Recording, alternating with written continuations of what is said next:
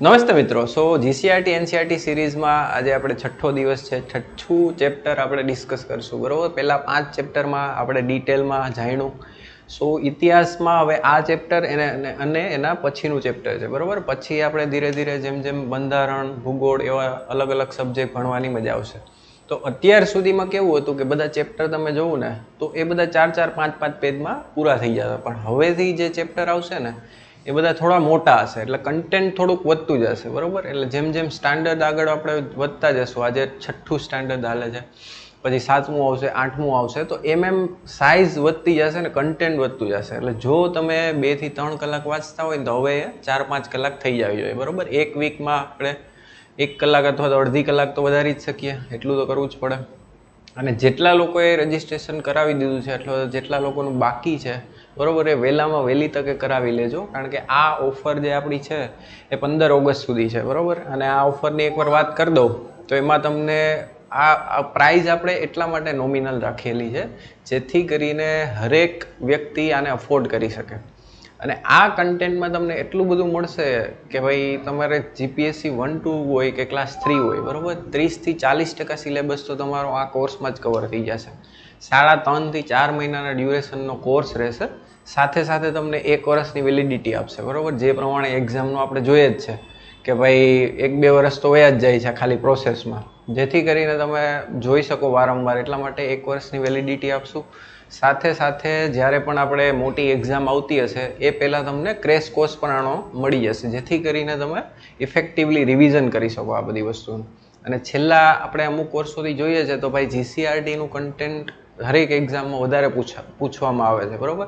એટલા માટે આપણા માટે ઇમ્પોર્ટન્સ થઈ જાય છે કે ભાઈ આપણે આને કવર કરવું જ જોઈએ. બીજી વસ્તુ કે ભાઈ તમે જે પણ એક્ઝામ, ધારો કે જીપીએસસી 1-2ની કરો છો અથવા તો કોન્સ્ટેબલની કરો છો, પીએસઆઈની કરો છો, બરાબર, એ બધા એક્ઝામ પ્રમાણે તમને એક ટાઈમ ટેબલ બનાવવામાં આવશે. સાથે તમને ડેઇલી ટાસ્ક આપવામાં આવશે ને ડેઇલી મોનિટરિંગ કરાશે તમારું. એટલા માટે કોન્સ્ટન્ટ તમને સપોર્ટ આની અંદર રહેવાનો છે. તમારું સિલેબસ કમ્પ્લીટ કરાવવાની જવાબદારી અમારી છે, બરાબર. તો વહેલામાં વહેલી તકે રજિસ્ટ્રેશન કરી દો અને તમારી તૈયારી ચાલુ કરી દો. આ ઓફર જે છે 999 વાળી એ 15 ઓગસ્ટ સુધી જ છે. એના પછી પ્રાઇસ ઇન્ક્રીઝ થઈ જશે, બરાબર. તો હવે આપણે આગળ વધીએ, 6થા ચેપ્ટરની સ્ટાર્ટ કરીએ. તો લાસ્ટ ચેપ્ટરમાં આપણે ગૌતમ બુદ્ધ અને મહાવીર વિશે જાણ્યું, બરાબર.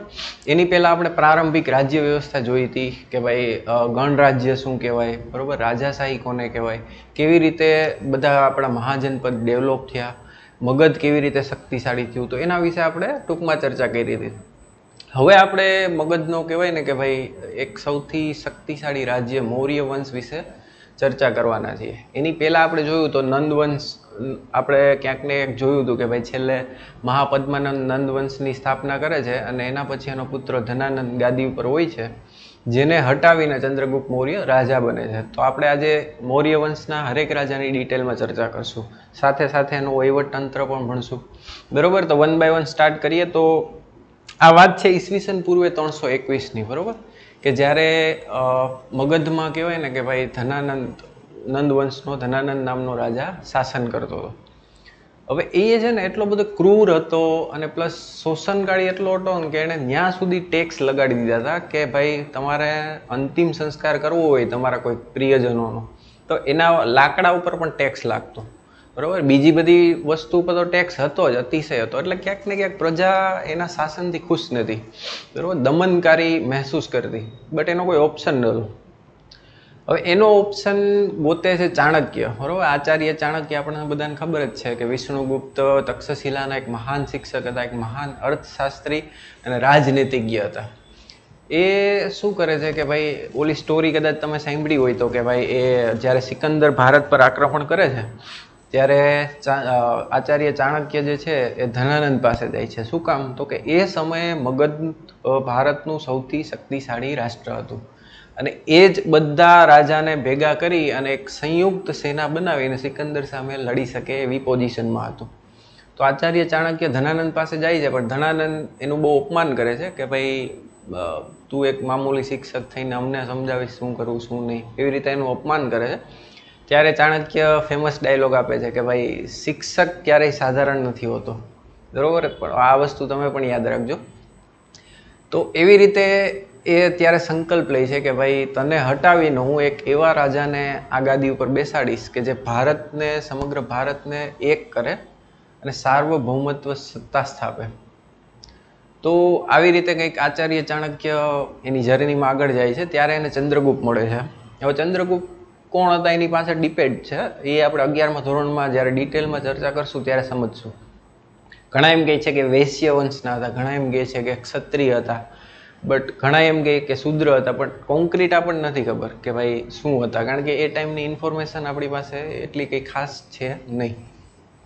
તો આવી રીતે ચંદ્રગુપ્તને તૈયાર કરે છે આચાર્ય ચાણક્ય. તક્ષશિલા લઈ જાય છે. એ ટાઈમની સૌથી કહેવાય ને ઓક્સફોર્ડ હતી તક્ષશિલા, કે આખી દુનિયામાંથી બધા રાજાના રાજકુમારો ને એ બધા ભણવા માટે તક્ષશિલામાં આવતા.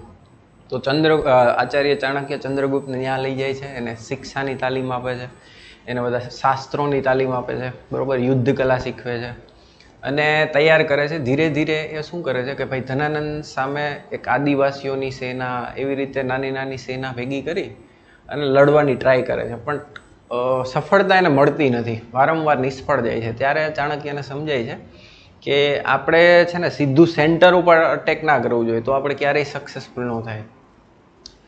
આપણે છે ને મેઇન જે સત્તા છે મગધ, એના કરતાં બહાર પહેલાં આપણે બધા જે નાના નાના રાજ્યો છે એને જીતી અને એક સંયુક્ત સેના બનાવીને પછી મગધ પર આક્રમણ કરશું તો આપણા જીતવાના ચાન્સીસ વધારે છે.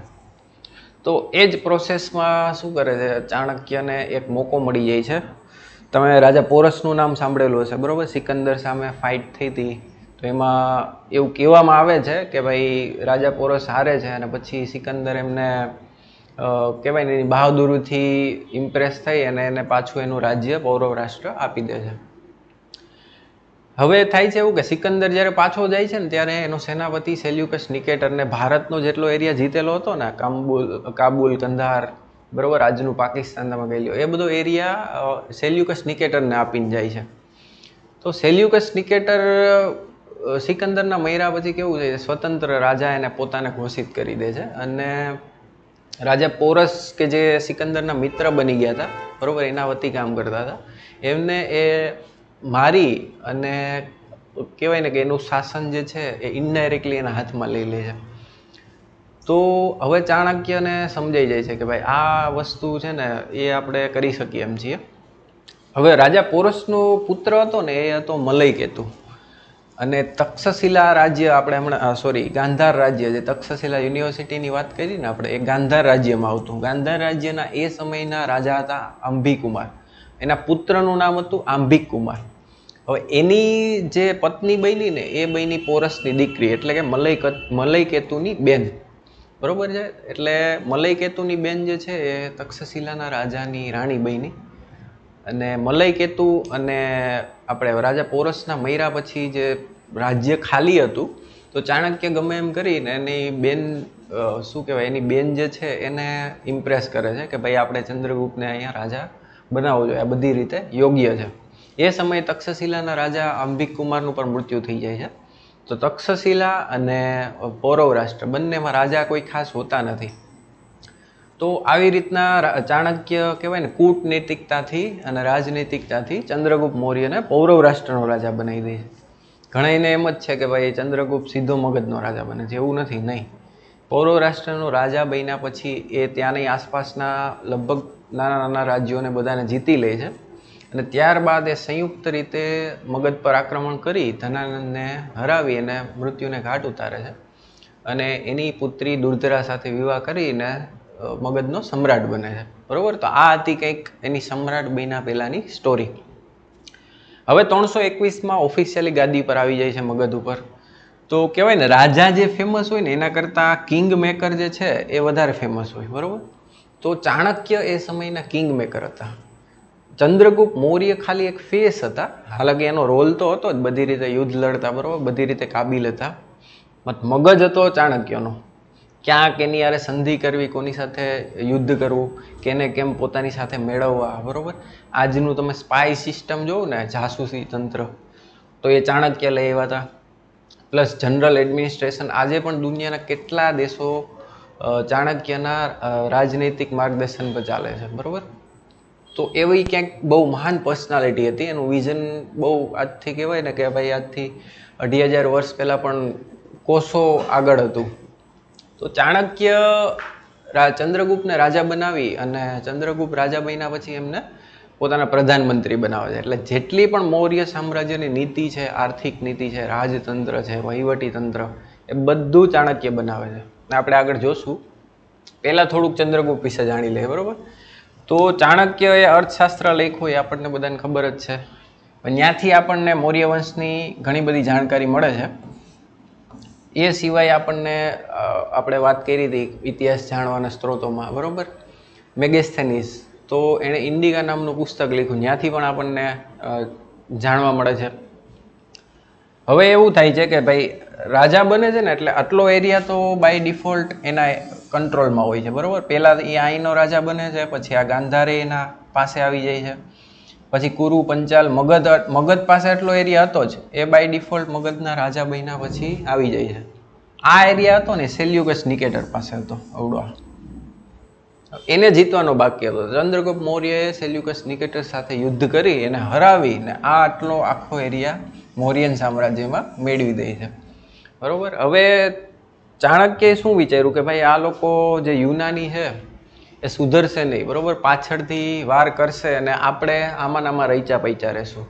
યુદ્ધ કરવું, હજી હમણાં નવું શાસન આપણા હાથમાં આવ્યું છે, આપણે ડેવલપમેન્ટ કરવું છે, કંઈક એક એવી શાસન પદ્ધતિ ડેવલપ કરવી છે કે ભારત એકનું એક જ રહે, બરાબર, એમાં કોઈ પણ જાતના ફાટા ન પડે. એટલે ચાણક્યએ શું કર્યું, એની દીકરી હતી સેલ્યુકસ નિકેટરની, હેલેના, બરાબર, એની સાથે ચંદ્રગુપ્ત મૌર્યના વિવાહ કરાવી દીધા.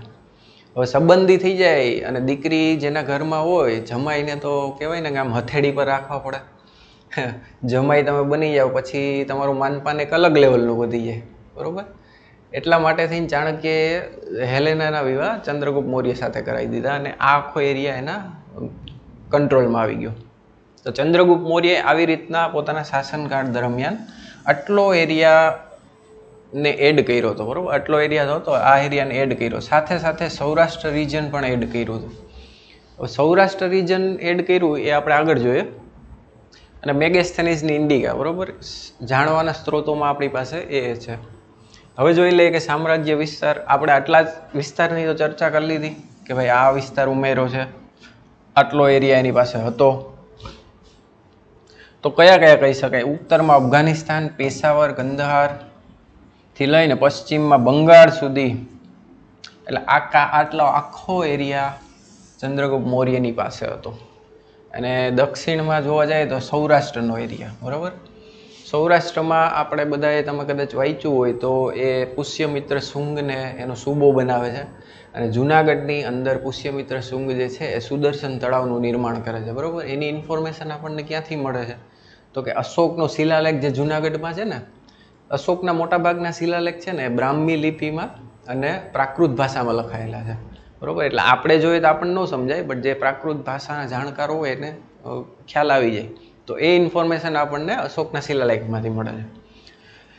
ચંદ્રગુપ્ત મૌર્યનો અંતિમ સમય ક્યાં નીકળો તો કે ભાઈ કર્ણાટકના શ્રવણ બેલગોળામાં. હવે થાય છે એવું કે અમુક વર્ષો પછી ચંદ્રગુપ્ત મૌર્યને એવું થાય છે કે ભાઈ હવે બહુ રાજકાજ થઈ ગયું, આપણે જેટલું અચીવ કરવાનું હતું એટલું કરી લીધું, હવે આપણે શાંતિ જોઈએ છે. તો એના માટે એ જૈન ધર્મ અપનાવે છે, બરાબર. અને જૈન મુનિ ભદ્રબાહુ સાથે શું કહેવાય કર્ણાટકમાં જઈ અને એની એક પ્રક્રિયા આવે છે. તમારે નિર્વાણ પામવું હોય ને તમારે ઉપવાસ કરવો પડે, કંઈ પણ ખાધા પીધા વિના તમારે મૃત્યુ તમને આવી જાય, એ જૈનમાં એક ટ્રેડિશન છે, બરાબર. હવે એ કર્ણાટકમાં શું કામ જાય છે એ ક્વેશ્ચન આપણને થવો જોઈએ. તો એ ટાઈમમાં છે ને જૈન સમુદાયમાં બે ફાટા પડી જાય છે, બરાબર. એક સમુદાય એવું કહે છે કે ભાઈ અમે ભગવાન મહાવીર સ્વામીના જે એકચ્યુઅલ પ્રિન્સિપલ હતા ને એ જ ફોલો કરશું, બરાબર. અને એ ટાઈમમાં બંગાળમાં દુકાળ પડ્યો હતો. દુકાળ પડે ને તો તમે પ્યોર અહિંસાને ફોલો ન કરી શકો, ક્યાંક ને ક્યાંક તમારે હિંસા કરવી પડે. તો એ ના થાય એટલા માટે આ ભદ્રબાહુ અને એની ટોળી અને એની સાથે ચંદ્રગુપ્ત મૌર્ય કર્ણાટકમાં જતા રહ્યા, બરાબર. ને જ્યાં એ રોકાણા હતા, જેટલા જે જૈન સાધુઓ ત્યાં રોકાણા હતા બંગાળની આસપાસ, એ લોકો પછી શ્વેતાંબર કહેવાના, બરાબર. એ ડિસ્કશન આપણે પછી કરશું. તો આવી રીતે ક્યાંક ચંદ્રગુપ્ત મૌર્ય કહેવાય ને એક પિનન્સથી, એક તપસ્યાથી, એટલે આમ તો ભૂખમરો કહેવાય ને, પણ એ ભૂખમરો જાણી જોઈને એને કહેવાય ને કે ભાઈ નિર્વાણ પામવા માટે કરેલો હતો. તો આવી રીતે ચંદ્રગુપ્ત મૌર્યનું ક્યાંક મૃત્યુ થાય છે અને એ જૈન ધર્મ અપનાવ્યા પહેલાં એના પુત્ર બિંદુસારને પોતાનું આખું સામ્રાજ્ય સોંપીને પછી નીકળી જાય છે. તો આ કંઈક હતી ચંદ્રગુપ્ત મૌર્યની સ્ટોરી. આમ તો ઘણું બધું જાણવા માટે છે, પણ અત્યારે આટલા 200 એનસીઆરટી જીસીઆરટીની ઇન્ફોર્મેશન પ્રમાણે આપણે ચાલીએ છીએ. બરાબર. જાણકારી મેળવવાના સ્ત્રોત આપણે હમણાં જ વાત કરી. બરાબર. એક તો અર્થશાસ્ત્ર ચાણક્યનું આખું લખ્યું છે જેના ઉપર, મૌર્યન એડમિનિસ્ટ્રેશન ઉપર, તમારે રાજકાજ કેમ કરવું જોઈએ, બરાબર, તો રાજાએ કયા ધર્મ અપનાવવા જોઈએ એના ઉપર આખું આ પુસ્તક લખાયેલું છે. પછી ઇન્ડિકા મેગેસ્થેનિસ કોણ હતો? તો કે સેલ્યુકસ નિકેટરને હરાવી અને જ્યારે સંબંધી બન્યા હતા ચંદ્રગુપ્ત મૌર્યન સેલ્યુકસ નિકેટર, તો સેલ્યુકસ નિકેટરે એનો એમ્બેસેડર કહેવાય ને, રાજદૂત, એ મૌર્યન સામ્રાજ્યમાં મોકલ્યો હતો. એ હતો મેગેસ્થેનિસ. હવે એણે ત્યાં રહી અને જે પણ કંઈ જોયું, બરાબર, મૌર્યન સામ્રાજ્ય વિશે, એનું વહીવટી તંત્ર વિશે, રાજા વિશે, તો એના વિશે એણે પુસ્તક લખ્યું હતું. એ હતું ઇન્ડિકા.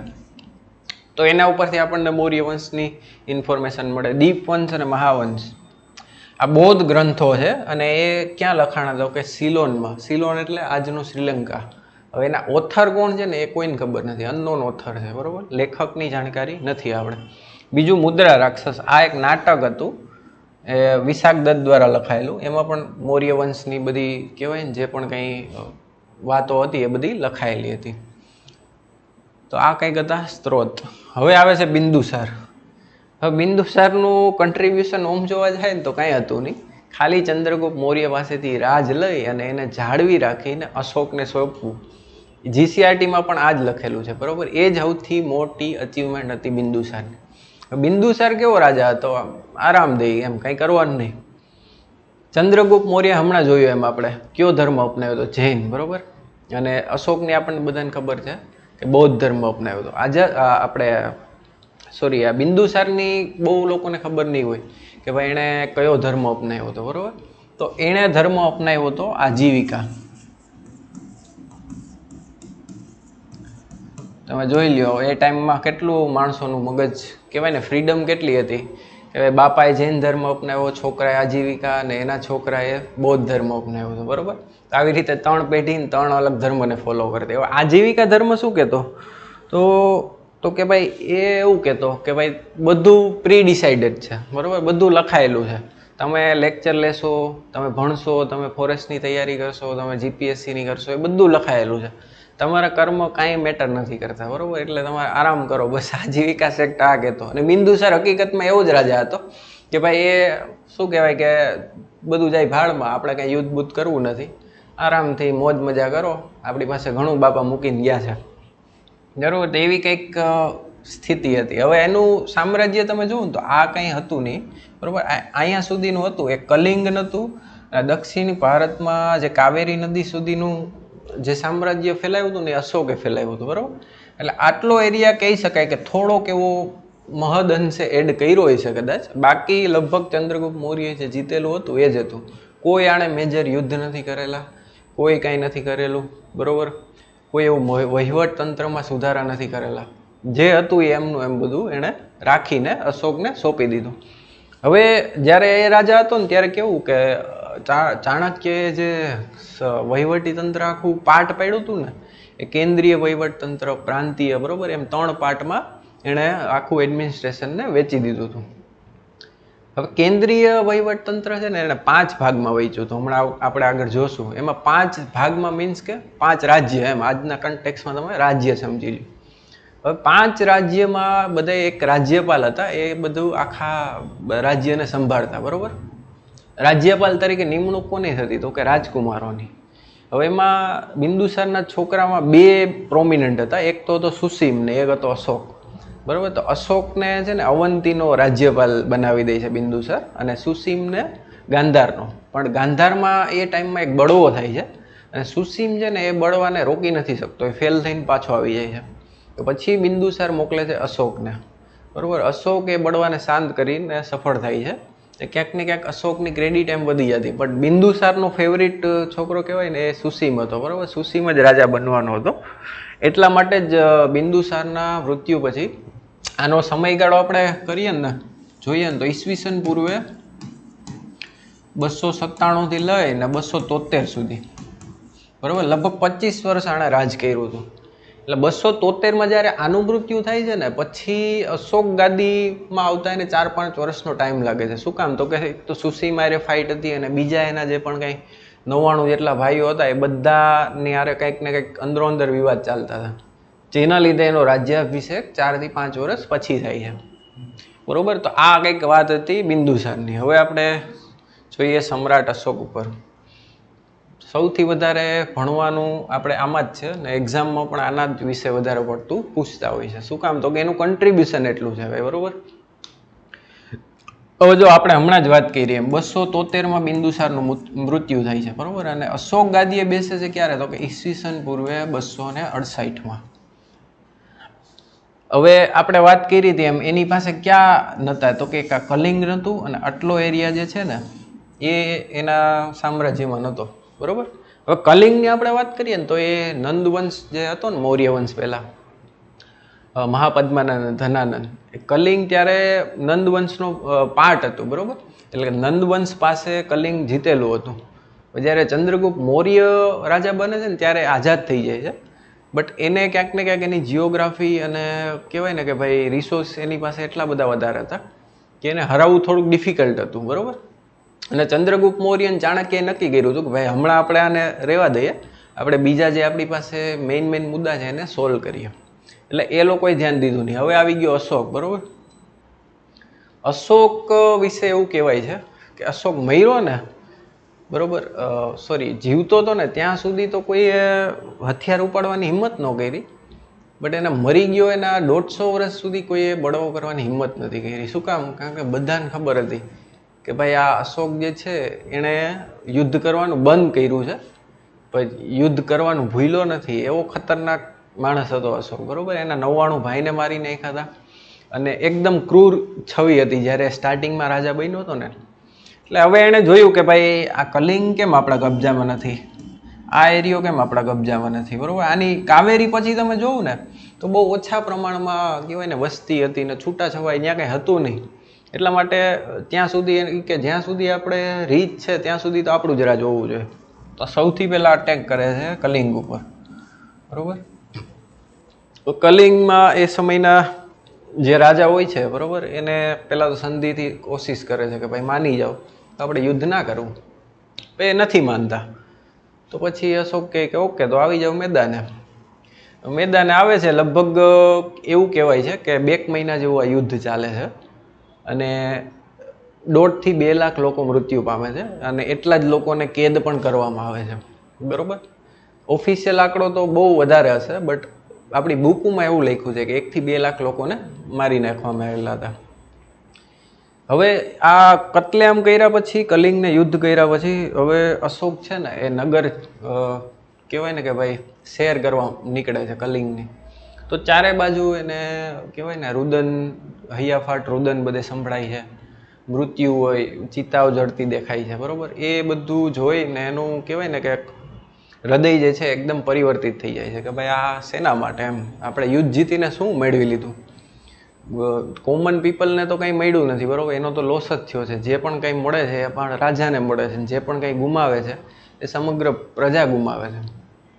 તો એનાથી ક્યાંક એ કહેવાય ને કે ભાઈ પ્રભાવિત થઈને યુદ્ધ ટોટલી બંધ કરી દે છે, બૌદ્ધ ધર્મ અપનાવી લે છે. અને એના જે ગુરુ હતા એવું કહેવાય છે કે ભાઈ જો ચંદ્રગુપ્તને ચાણક્યએ બનાવેલો તો અશોકને રાધાગુપ્તે બનાવેલો, બરોબર. રાધાગુપ્ત છે એ ચાણક્યના જ શિષ્ય હતા. તો રાધાગુપ્ત એને બધી રીતે તૈયાર કરી અને સમગ્ર ભારતનો સમ્રાટ બનાવી દે છે. અને પછી છેલ્લે એક બૌદ્ધ સાધુના સમજાવવાથી અશોક બૌદ્ધ ધર્મ અપનાવી લે છે, બરોબર. તો આ કંઈક હતી અશોકની સ્ટોરી. બૌદ્ધ ધર્મ અપનાવ્યા પછી એ બૌદ્ધ ધર્મના પ્રચાર માટે દેશ વિદેશ પોતાના કહેવાય ને કે ભાઈ અધિકારીઓને મોકલે છે. એના પુત્ર કૃણાલને, એની પુત્રી સંઘમિત્રાને સિલોનમાં, એટલે કે આજના કહેવાય ને શ્રીલંકામાં બૌદ્ધ ધર્મના પ્રચાર માટે મોકલે છે, સિરિયા મોકલે છે, અફઘાનિસ્તાન. એટલે આજના જે પણ કંઈ બૌદ્ધ ધર્મનો ફેલાવો છે ને એની શરૂઆત સમ્રાટ અશોકે કરેલી હતી એવું કહી શકાય. કે ત્યાં સુધી તો ભારત પૂરતો જ બૌદ્ધ ધર્મ હતો, પણ દેશ વિદેશમાં સમ્રાટ અશોકે બૌદ્ધ ધર્મનો ફેલાવો કરેલો. તો આ હતી કંઈક અશોકની સ્ટોરી, બરોબર. હવે આપણે વહીવટી તંત્ર જોઈ લઈએ. આર્ટ એન્ડ કલ્ચરમાં એનું કન્ટ્રીબ્યુશન તો કે ભાઈ સમ્રાટ અશોકનું સૌથી વધારે હતું, બરોબર. અશોક સ્તંભ, જ્યાં સુધી ભારતનું નામ રહેશે ને જ્યાં સુધી અશોકનું નામ રહેશે એવું કામ કરીને ગયો છે, બરોબર. કારણ કે આપણું રાષ્ટ્રીય ચિહ્ન જે છે અશોકના સ્તંભમાંથી લીધેલું છે, બરોબર. એવું તો ઘણું બધું છે કે ભાઈ આપણો રાષ્ટ્રધ્વજમાં જે ચક્ર છે, બરોબર, 24 ચક્રવાળું વ્હીલ, એ બી અશોકના રાષ્ટ્રીય સ્તંભમાંથી લીધેલું છે. તો આવા ઘણા બધા કન્ટ્રીબ્યુશન હતા. એના જે શિલાલેખો છે એમાંથી આપણને ઘણી બધી ઇન્ફોર્મેશન મળે છે. હવે જોઈ લે કે ભાઈ વહીવટ તંત્રીય કેવું હતું. તો હમણાં જ આપણે વાત કરી ને એમ ચાણક્યએ આખું વહીવટ તંત્ર તૈયાર કરેલું હતું અને 3 પાર્ટમાં વેચી દીધું હતું, બરોબર. કેન્દ્રીય વહીવટ તંત્ર આપણે સૌથી પહેલા જોઈએ કે ભાઈ કેન્દ્રીય વહીવટ તંત્ર એટલે શું? એટલે કે રાજા જે છે ને એ કેન્દ્રીય સ્થાને હતો. હવે એમાં શું કરતા કે સમજી લો કે આ ફોર એક્ઝામ્પલ આપણું ઇન્ડિયા છે ને,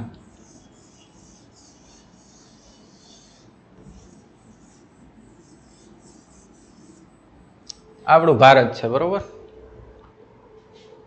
આકૃતિ ઉપર ના જતા, એમને રફલી બનાવી છે. હવે અહીંયા આપણને ખબર છે કે ભાઈ મગધનું પાટનગર હતું, પાટલીપુત્ર અહીંયા છે. તો હવે સમજી લો કે આ જે એરિયા છે ને એ આખો રાજાના ડાયરેક્ટ કંટ્રોલમાં હોય. એટલે અહીંયા જે પણ કંઈ સમસ્યા હોય એ સીધી રાજા સામે આવે અને રાજા એનું પોતે નિવારણ લાવે, બરોબર. બાકીના જે આપણે હમણાં જોયું એમ 5 પાર્ટમાં પાડી હોય, કદાચ આખા રાજ્યને 5 પાર્ટમાં વહેંચ્યું હોય, તો આવી રીતના બધે એક રાજ્યમાં રાજ્યપાલ હોય. હવે રાજ્યપાલ લગભગ મોટા ભાગે રાજકુમારોને બનાવવામાં આવતા, બરોબર. હવે એની વિશે આપણે ચર્ચા કરીએ એ પહેલાં જોઈ લે કે ભાઈ કેટલા ખાતા હતા ને એમાંથી ઇમ્પોર્ટન્ટ ખાતાના અધ્યક્ષ વડા કોને કહેવાતા. તો લગભગ 8 જેવા વિભાગ હતા મેઇન, બરોબર. એમાંથી આપણે મેઇન જોઈ લે કે ભાઈ ખેતી વિભાગ છે તો એના વડાને શું કહેવાતા? તો કે સીતાધ્યક્ષ. લશ્કરી વડાને સેનાની, બરોબર. આ તો યાદ રહી જાય એવું છે. ન્યાય ખાતું તો કે પ્રદેશત્રી એટલે કે મુખ્ય ન્યાયાધીશ. વ્યાપાર ખાતું તો કે પણ્યાધ્યક્ષ, બરોબર. આ ન આવે, અણો આવે, પણ્યાધ્યક્ષ. દફતર ભંડાર એટલે કે રેકોર્ડ ખાતું, જ્યાં બધા રાજ્યના ટોટલી રેકોર્ડ રાખવામાં આવતા, બધા જે પણ કંઈ રાજ્ય વિશે હોય, વ્યક્તિ વિશે હોય, વિભાગ વિશે હોય. તો એનો અધ્યક્ષને શું કહેતા? તો કે મહાઅક્ષપટલ, બરોબર. મુદ્રા ખાતું, એના અધ્યક્ષને મુદ્રાધ્યક્ષ. આ સિવાય આપણે વાત કરી ને આખી સ્પાઈ સિસ્ટમને ડેવલપ કરે છે, 20 કન્યા ચાણક્ય લઈ આવે છે. અને ઇન્ડિકામાં તો ત્યાં સુધીનું લખેલું છે કે દરેક જે પણ કંઈ અધિકારીની ભરતી થતી ને મૌર્યન સામ્રાજ્યમાં, એ પહેલાંની એક ટેસ્ટ લેવામાં આવતી. એ ટેસ્ટમાં પાસ થાય તો જ એને નિમણૂક આપવામાં આવતી. અને નિમણૂક પછી પણ સતત કહેવાય ને કે સિક્રેટલી લોકો એના ઉપર જાસૂસી કરતા, એની સતત પરીક્ષા લેવાતી કે ભાઈ આ લાંચ લે છે કે નહીં, બરોબર. એવું કહેવાય ને હાઈ લેવલનું એડમિનિસ્ટ્રેશન ચાણક્ય સેટઅપ કરીને ગયા હતા. તો આ વસ્તુ યાદ રાખજો, ખાસ કરીને આમાં પૂછી શકે એમ છે. એક ખેતીવાડી વિભાગનું સીતાધ્યક્ષ થોડુંક યાદ રાખવું પડે એમ છે. બાકી લગભગ આ પણ આપણને ખબર જ હોય કે બરોબર કે એક મુદ્રા ટાઈપ હતું, એક ચલણમાં પણ આવતું. એટલે શેની હારે જોડાયેલું હોય? તો કે વ્યાપાર હારે જોડાયેલું હોય. સીતાધ્યક્ષ બહુ મગજમાં ન આવે, સીધી તમે લોજિક લગાડવા જાઓ ને તો આ લોજિકથી ક્વેશ્ચન સોલ્વ ના થાય. ક્યાંક ને ક્યાંક તમે 5-10 વાર તમારે સામે આવી ગયું હોય ને તો તમને યાદ આવે કે ઓકે ભાઈ હા, સીતાધ્યક્ષ એટલે ખેતી વિભાગના વડો કહેવાતો. તો આ હતું વડા, બરોબર. આપણે કેન્દ્રીય જેટલા પણ ખાતા છે એમાંથી ઇમ્પોર્ટન્ટ ખાતા ને એના વડા વિશે ચર્ચા કરી. હવે કેન્દ્રીય વહીવટ તંત્ર જોયું, હવે પ્રાંતીય વહીવટ તંત્ર જોઈ લે, બરોબર. 5 વિભાગમાં હમણાં જ આપણે જોયું હતું કે પ્રાંતોને 5 વિભાગમાં વેચી દેવામાં આવતા. એના જે વડા જે છે એ રાજ્યપાલ હતા ને રાજ્યપાલ તરીકે લગભગ રાજકુમારોની નિમણૂક થતી. એનું મેઇન કામ શું હતું? તો કે હવે અહીંયા રાજા બેઠો છે પાટલીપુત્રમાં, આ રાજ્યપાલ છે રાજકુમાર, બરોબર. હવે એણે રાજાને સતત માહિતગાર રાખવાના કે અહીંયા કોઈ બળવો નથી થતો, બરોબર. શાંતિ અને વ્યવસ્થા પ્રોપર જળવાયેલી છે. બરોબર, અહીંયાથી કર જે છે એ પ્રોપર આવે છે અને એ બધું રાજાને મોકલાવાનો. કાંઈ ઉથલ પાથલ કે કાંઈ બીજી કાંઈ સમસ્યા હોય તો એના વિશે રાજાને સતત માહિતગાર કરવાની એ જ મેઇન રાજ્યપાલનું કામ હતું. બરાબર, અને જે ઇન્ટરનલ નિમણૂકો થતી એ બધી રાજ્યપાલ કરી શકતા. તો બસ આ એ જ લખેલું છે, એ બધી આપણે ચર્ચા કરી લીધી. હવે લાસ્ટ સ્ટેજ તો કે ભાઈ પ્રાદેશિક વહીવટતંત્ર. બરાબર, કેન્દ્રીય જોયું, પ્રાંતીય જોયું અને હવે પ્રાદેશિક જોઈએ. પ્રાદેશિક એટલે આપણે સમજી જાય કે ભાઈ સમજી લ્યો કે રાજ્ય એક છે તો એમાં નાના નાના પ્રાંતો ભેગા થઈને એક રાજ્યનું નિર્માણ કરતા હશે, એટલે આપણે એક જિલ્લા તરીકે સમજી શકીએ. બરાબર, તો જિલ્લાને કહેવાતું શું? તો કે આહાર કહેવાતો. બરાબર, અને એના અધિકારીને તો કે રાજુક, આહારખતી, આહારપતિ. બરાબર, આ વસ્તુ યાદ રાખજો, આ તમારે ક્વેશ્ચન પૂછાય છે અને પૂછવાની શક્યતા પણ છે. અને આમાં કોઈ લોજિક નથી, શું કામ કહેવાતા, બરોબર, એ કહેવાતા, આ તમારે યાદ જ રાખવું પડે. આહાર ને પ્રદેશ સંગ્રહણ, બરોબર, અધિકારી તો કે પ્રાદેશિક. બરોબર, એનીથી નીચે એટલે કે તાલુકો કહી શકીએ, તાલુકાને શું કહેવાતું? સંગ્રહણ. બરોબર, અને એનો એક પ્રદેશ અને એના અધિકારીને પ્રાદેશિક અથવા તો ગોપ કહેવાતું. નાનામાં નાનો એકમ ગ્રામ હતો અને તેનો ઉપરી ગ્રામીણી હતો, ગ્રામીણી કહેવાતો, એટલે કે એનો હેડ. હવે એની જો ચૂંટણી થતી, અત્યારે કેમ ગ્રામ પંચાયતમાં ચૂંટણી થાય, સભ્ય ટૂંકમાં જે છે ગામના લોકો ભેગા મળી અને ઇલેક્ટ કરે અને એ બધા સભ્ય ભેગા થઈને સરપંચ કે જે પણ કંઈ એનો અધ્યક્ષ હોય એની નિમણૂક કરે. તો એવી જ સિસ્ટમ ત્યાં હતી. તો આ હતી મોટા ભાગે કહેવાય ને કે મૌર્ય સામ્રાજ્યની કથા. બરોબર, હવે આપણે એમ કીધું એમ, જો સમ્રાટ અશોકનું મૃત્યુ થાય છે ને પછી 150 વર્ષ સુધી લગભગ મૌર્યન સામ્રાજ્યનું રાજ રહી છે. એમાં 8 કે 9 રાજા આવે છે. બરોબર, પણ એનું કોઈ ખાસ કન્ટ્રીબ્યુશન નથી. બરોબર, કાંઈ એવું કંઈ મેજર એ લોકોએ કરેલું નથી, યુદ્ધ નથી કરેલા, એટલે એના રાજાઓના નામ બી કહેવાય ને તમે ક્યાંય લગભગ નહીં સાંભળો. 2-3 રાજાના નામ તમને કદાચ આવે તો આવે સામે, પણ એ આપણા માટે ઇમ્પોર્ટન્ટ પણ નથી. આપણા માટે ઇમ્પોર્ટન્ટ એ છે કે ભાઈ છેલ્લો સમ્રાટ શું હતો ને એના પછી શું થયું.